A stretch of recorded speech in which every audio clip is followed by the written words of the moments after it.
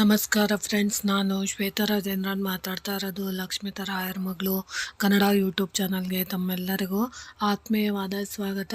ಸ್ನೇಹಿತರೆ, ನಾನಿವತ್ತು ನಿಮಗೆ ವಿಶೇಷವಾಗಿ ಒಂದು ಮಾಹಿತಿ ತಿಳಿಸ್ತಾ ಇದ್ದೀನಿ.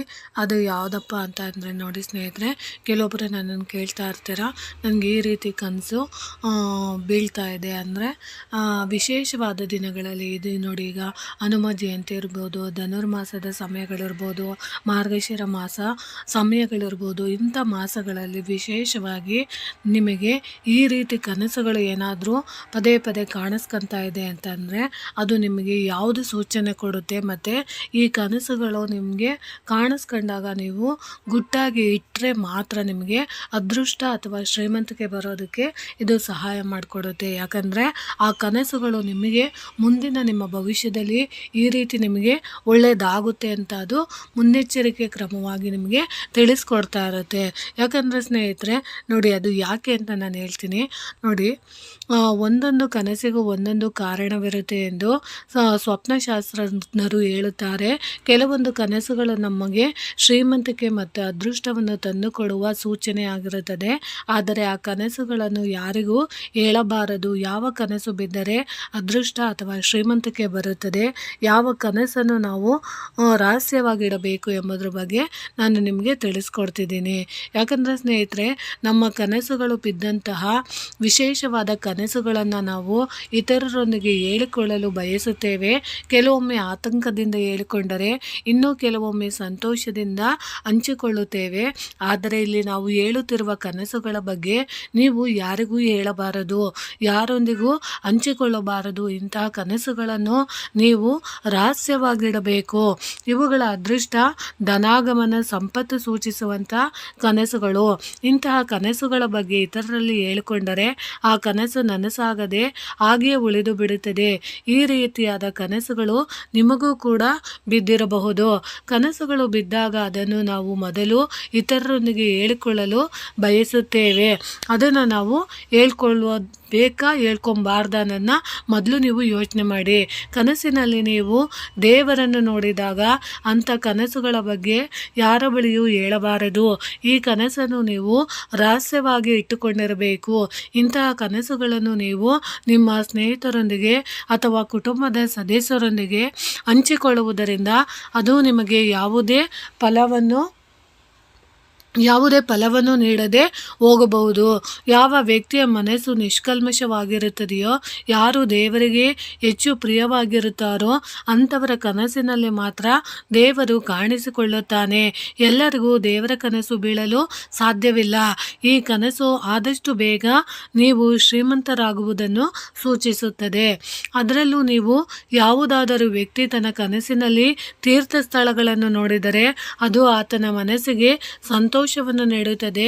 ಅದೇ ಖುಷಿಯಲ್ಲಿ ಅವರು ತಮ್ಮ ಕನಸಿನ ವಿಚಾರವನ್ನು ಇತರರೊಂದಿಗೆ ಹಂಚಿಕೊಳ್ಳುತ್ತಾರೆ. ಈ ತಪ್ಪನ್ನು ಎಂದಿಗೂ ಮಾಡಲು ಹೋಗಬೇಡಿ.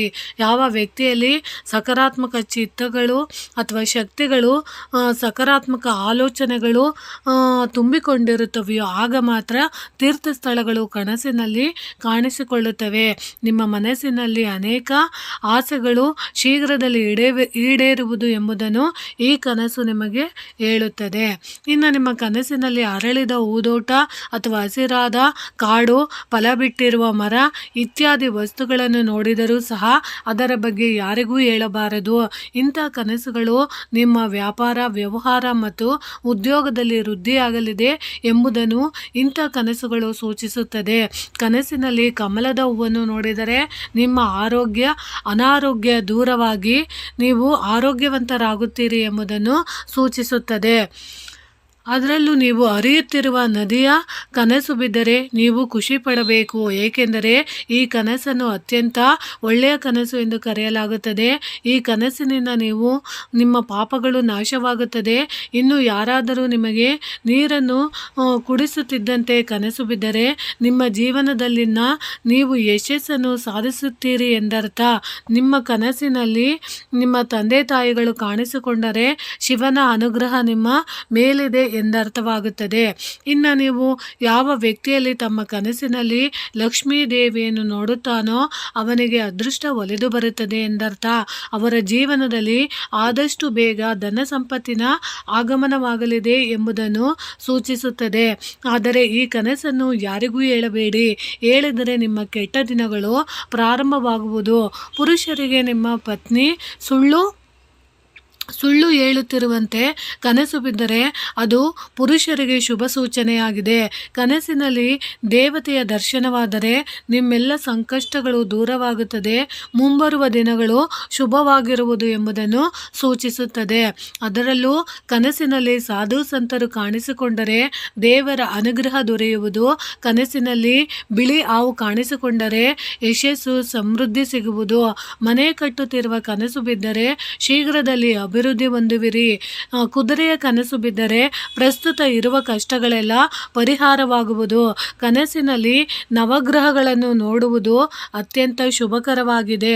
ಈ ರೀತಿ ನಿಮಗೆ ಕನಸುಗಳು ಕಾಣಿಸಿಕೊಳ್ತಿದ್ರೆ ಖಂಡಿತವಾಗ್ಲೂ ನೀವು ಯಾವ ಕನಸುಗಳಿಗೆ ಯಾವ್ಯಾವ ಅರ್ಥ ಕೊಡುತ್ತೆ ಅಂತ ನೀವು ತಿಳ್ಕೊಂಡು ಈ ರೀತಿ ಕನಸುಗಳು ನಿಮಗೆ ಪದೇ ಪದೇ ಕಾಣಿಸ್ಕೊತಿದೆ ಅಂದರೆ ಖಂಡಿತವಾಗ್ಲೂ ನೀವು ಇತರರೊಂದಿಗೆ ಹಂಚ್ಕೊಳ್ಬೇಡಿ.